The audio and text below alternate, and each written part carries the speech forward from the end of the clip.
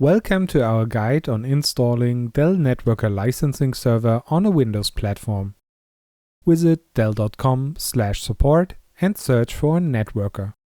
On the NetWorker product page, make sure you are logged in order to see all available downloads. Navigate to Drivers and Downloads, type License, select Show Recommended Downloads Only, and download the Dell license server file for Windows. Double-click the installer file and begin the installation. Accept the license agreement and click Next until the installation completes. You can see that a new desktop shortcut called LM Tools has been created. Before you can launch the program, you need to copy the license file onto the license server's program files directory. You can obtain licenses at licensing.dell.com. Create the folder ELMS and inside this folder another folder called Licenses. There you are going to place your license file. Now go back to the desktop and launch the LM Tools program. Select the Config Services tab.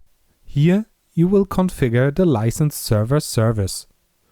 You can specify a name for the license service or use the default one. You have to provide the full path of lmgrd.exe file and your license file. Select Use Services and Start Server at PowerUp to make sure the services are started after a reboot. Then save the service configuration. To be sure the service starts automatically, you need to change the service properties. Change the startup type from Automatic Delay Start to simply Automatic. You can now start your license server service. After the service started, you can add the license to NetWorker server using the Management Console or the Web UI. We have discovered in a separate video.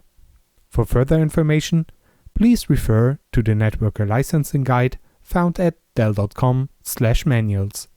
Thank you for watching.